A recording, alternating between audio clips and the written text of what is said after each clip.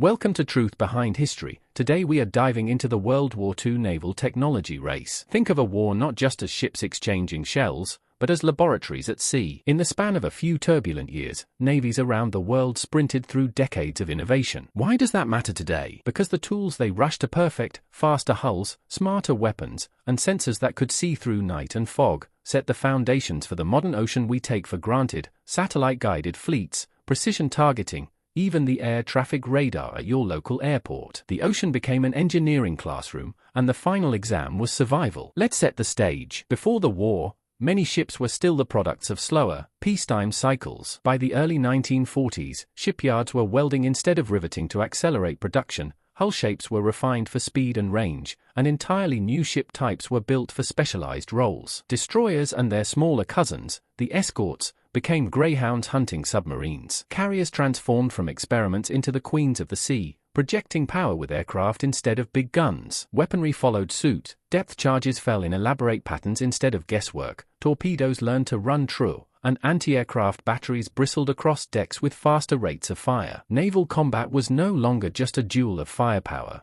It was a duel of detection and decision-making under pressure. That brings us to the era's heartbeat technology: radar and sonar. Imagine trying to fight in a storm at night with your eyes closed. Radar opens those eyes. By sending out pulses of radio energy and timing their echoes, ships could detect aircraft and surface targets long before a lookout could shout a warning. Early sets were bulky and temperamental, but each month brought improvements: better antenna designs, shorter wavelengths for sharper resolution, and integration with fire control so those spinning scopes actually guided guns. On and below the surface, sonar, often called ASDIC by the British, listened and pinged for submarines. Operators learned to interpret faint blips and tell a rock from a U-boat, a skill as much art as science. Both systems turned the sea into a map of signals and probabilities, and the fleet that understood that map first usually won. The United States Navy poured resources into this electromagnetic frontier. Universities, private labs, and naval research stations chased breakthroughs in transmitters, receivers, and signal processing. The goal was simple and relentless: see farther, classify faster, hit first. The payoff was enormous. Convoys became harder to ambush. Carrier groups could scramble fighters before enemy bombers emerged from the clouds.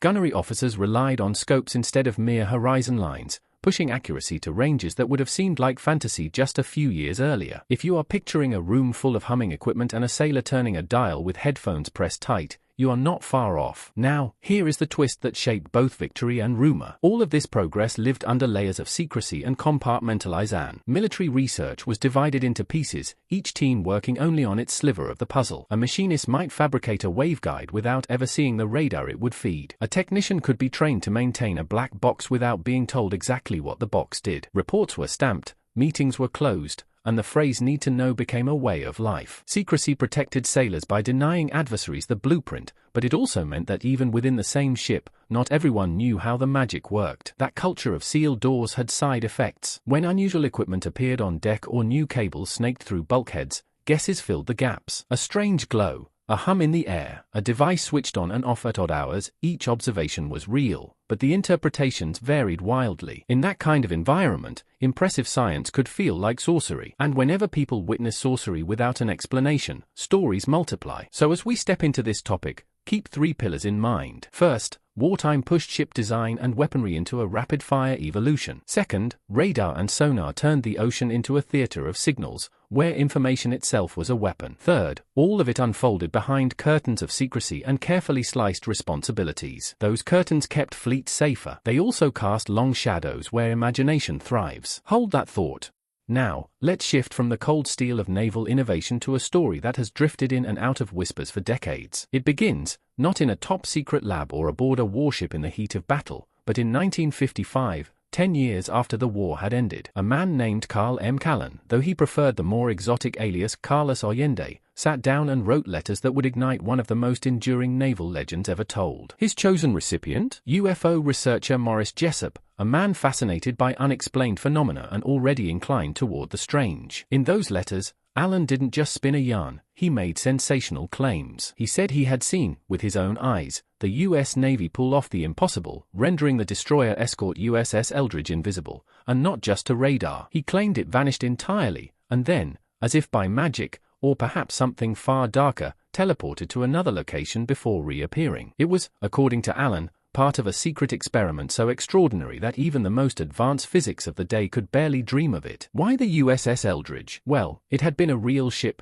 commissioned in 1943, and its wartime service left just enough gaps and shadows for speculation to creep in. Allen's allegations didn't simply rest on the ship disappearing, they hinted at time travel, strange side effects on the crew, and experiments gone wrong. And in a post-war world where radar had already seemed miraculous, and nuclear weapons had shown that science could rewrite reality, such claims didn't feel entirely out of reach to a curious mind. But the story didn't grow in the dark. It was the 1950s and early 60s, prime years for UFO fascination, government secrecy rumors, and fringe publications hungry for the next sensational headline. Magazines devoted to flying saucers, alien encounters, and hidden truths latched onto Allen's claims. The narrative fit perfectly into a growing cultural tapestry: distrust of official accounts, the allure of forbidden science, and the thrill of believing you'd stumbled across a piece of knowledge the authorities didn't want you to have. As these publications amplified the story, they stripped away what little grounding it might have had and replaced it with drama, mystery, and the irresistible suggestion that the Navy had mastered forces far beyond our understanding. The Philadelphia experiment, as it came to be called, was no longer just a claim in a letter, it was becoming a modern legend, complete with supposed eyewitnesses, suppressed documents, and whispers of cover-ups. And remember, this was the perfect breeding ground for such a tale: a real ship, a war full of classified research, and a public eager to connect dots, whether or not the lines matched. Allen had provided the seed. The fringe press was about to plant it in the minds of thousands. Now that the story is out in the open, let's break it down, not to ruin the mystery, but to separate what was actually claimed from what the world of 1940s science could realistically deliver. Because when you look at the Philadelphia experiment in detail, you see just how ambitious, and frankly improbable, the allegations were. At its core, the story wasn't about a single miracle, it was about stacking miracles on top of each other. The claims blended optical invisibility, radar invisibility, teleportation, and even time travel. Think about that. It's one thing to make a ship harder to detect on radar, it's another to make it vanish from sight entirely. And it's an entirely different leap to say that it instantaneously appeared hundreds of miles away and then snapped back into place. And on top of all that, the time travel element suggested the Navy had somehow bent the very fabric of reality. This wasn't just advanced technology, it was science fiction running on overdrive. Now, here's where context matters. The electromagnetic field theories of the 1940s were already groundbreaking, but they were nowhere near capable of producing the kinds of effects Allen described. Radar was still in its adolescence, sonar was refining its ears, and even the most sophisticated laboratories were decades away from the laser, the transistor, and the computing power needed to even model something like teleportation. The field equations existed on paper, yes, but the engineering to turn them into large-scale reality simply did not. If such a leap had been possible, it would have been the single most dramatic scientific achievement in human history, eclipsing even the Manhattan Project. And then there's the paper trail, or rather, the lack of one. Ship logs, official records, crew rosters, they tell a far more mundane story of the USS Eldridge service. Dates don't line up with the alleged events. The ship's locations in the logs don't match the supposed teleportation path. Crew lists show no sudden disappearances, no unexplained hospitalizations, no signs of the chaos Allen's letters described. In other words, the hard documentation we do have stands firmly at odds with the mythology. This is the point where many researchers either lean in or step back. If you want to believe, the gaps in explanation can be tantalizing, but if you look for verifiable evidence, those same gaps become chasms. The Philadelphia experiment's claims may be exciting, but when you put them side by side with what was scientifically possible in the 1940s and what the documentary record actually says, you're left with a puzzle where most of the pieces just don't fit. Alright, let's step back from the myth and look at what was really happening on naval decks in the 1940s. Because here's the thing, there was unusual technology being used, but it wasn't the stuff of teleportation or bending space-time. It was something far more practical, and far less mysterious: degaussing. Degaussing technology was the Navy's answer to a deadly wartime problem: magnetic mines. These mines didn't wait for a ship to bump into them, they were triggered by the ship's magnetic field. Every steel vessel naturally carries such a field, a sort of invisible fingerprint in the Earth's magnetism. The solution? Use electrical cables, wrapped around the hull, to generate a counteracting magnetic field. This process, degaussing, effectively reduced or neutralized a ship's magnetic signature, making it far less likely to trigger those mines. Now, imagine you're a sailor, not a scientist, and you see your ship fitted with strange cables and unfamiliar equipment. You notice the power-up sequence creates odd humming noises, maybe even a flicker or shimmer in the air from heat and electrical interaction. At certain angles, the visual effect could be strange enough to make parts of the ship appear blurred or distorted against the horizon. In the right lighting, under certain atmospheric conditions, those effects might look eerily like a ship vanishing. And without an official explanation, because secrecy was standard, you might start filling in the blanks yourself. This is where a lot of researchers believe that invisibility's claims originated. The real technology was not about making ships disappear to the human eye, it was about making them invisible to a mind's trigger mechanism. But the look of the process, combined with wartime secrecy, could very easily lead to exaggerated stories once rumors started spreading. And what about the people who were actually there? Surviving crew members of the USS Eldridge have gone on record, again and again, to say nothing extraordinary happened. No teleportation, no time travel, no men fused into the decks of the ship, a particularly gruesome detail often added in retellings. To them, the Philadelphia experiment is a fabrication or, at best, a wildly distorted misunderstanding. Still, when a story gets its hooks into the public imagination, eyewitness denials don't always make it go away. In fact, the very act of denying it can make some people more certain it's true. After all, if it really happened, wouldn't the Navy deny it? And that's the paradox that fuels so many conspiracy legends. The absence of evidence becomes part of the evidence.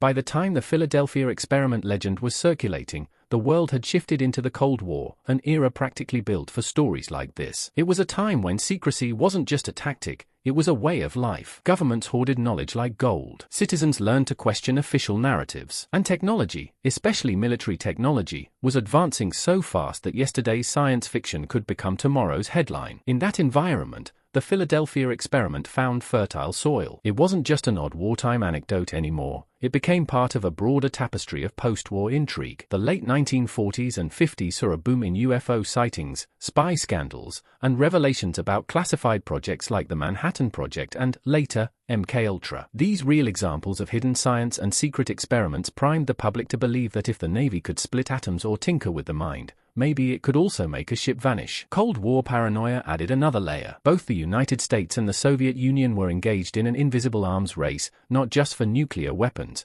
but for every conceivable technological edge. It was a chess match played in laboratories, and to the average person, the rules were unknowable. The Philadelphia experiment fit neatly into this narrative, offering a tantalizing what-if scenario. What if the military had unlocked a way to bend the laws of physics, and simply wasn't telling us? And then there was pop culture. By the 1950s and 60s, science fiction was exploding in books, pulp magazines, and later television. Stories of warp drives, cloaking devices, and instant transportation were no longer the sole domain of scientists, they were entertainment. The line between what was possible and what was fantasy began to blur in the public mind. A legend like the Philadelphia experiment didn't have to prove itself scientifically. It just had to feel plausible within the cultural climate. The result? A story that might have otherwise been forgotten in a few years became an enduring myth. It appeared in radio shows, was hinted at in novels, and eventually got full-fledged film treatments. Each retelling added something new, more drama, more mystery, more eyewitnesses. And each time it resurfaced, it connected to whatever the current anxieties of the age were, whether it was Cold War secrecy, fears of government overreach, or the awe of new technology. By this point, the Philadelphia experiment wasn't just a rumor. It was a mirror reflecting society's hopes and fears about the power of science,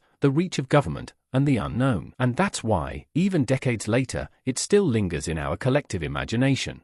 Now, let's peel back the layers and look at why a story like the Philadelphia experiment can survive, and even thrive, despite the lack of solid evidence. The answer isn't just about curiosity, it's about systems. During wartime, secrecy is more than a policy, it's an operating principle. Entire branches of research are compartmentalized so tightly that even people working on the same project don't know the full picture. This need-to-know structure is designed to protect sensitive information from leaking to enemies. But here's the side effect, it also creates a perfect environment for speculation. When people see something unusual and can't get an explanation, their minds fill in the blanks. And human imagination, especially when combined with rumor, can build something far more dramatic than reality. Now layer on incentives. For governments, the incentive is to protect military capabilities, which means not explaining classified operations. For the media, especially fringe and sensationalist outlets, the incentive is almost the opposite, to publish exciting, mysterious stories that capture attention and sell copies. Even for individuals like Carl Allen, the incentive might be social currency, the thrill of knowing something others don't, of being part of a hidden truth. These incentives don't have to be coordinated to produce a self-reinforcing loop where rumor becomes fact simply because it's repeated often enough. And once misinformation takes root, it's incredibly resilient. In a system that values secrecy, official denials can actually feed the myth. If you were already suspicious, hearing "there's nothing to see here" sounds like confirmation that there is, in fact, something to see. It's the classic paradox.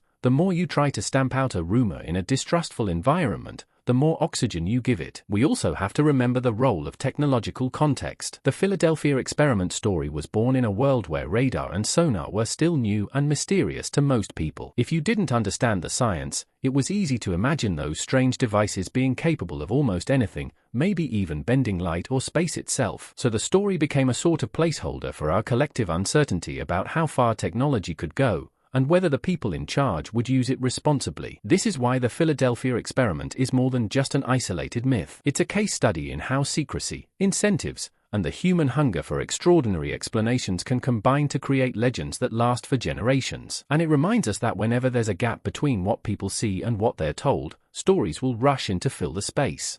We've journeyed from wartime innovation to wild speculation, from electromagnetic coils on a destroyer's hull to tales of vanishing ships and bent realities. And now we're left with the lingering question, why does this story still hold power? Part of it is the universal tension between science and secrecy. The Philadelphia experiment sits right at that intersection. On one hand, we know the military was working on advanced, classified technologies during World War II. On the other, we have a claim so extraordinary that it demands impossible proof. That tension is irresistible. It invites us to wonder, to debate, and to keep the conversation alive even when the evidence is thin. There's also the moral side. If such an experiment had been possible, and if it really was tested on an unsuspecting crew, what does that say about the ethics of scientific progress under the banner of national security? It's a question that echoes in other historical mysteries, from nuclear testing to human experiments in Cold War projects. We may never settle the facts, but the questions they raise remain important. And finally, there's the parallel to other high-profile secrecy sites and stories, like Area 51. Once a place or event is wrapped in enough classified paper and sprinkled with just the right mix of truth and rumor, it can take on a life of its own. The Philadelphia experiment doesn't just tell us about one ship, it tells us about how we process the unknown. It reminds us that legends are born not only from what happened, but from what we think might have happened when no one was watching. So, whether you walk away convinced it was a misunderstood naval experiment or still wondering if there's a hidden chapter in the Navy's history books,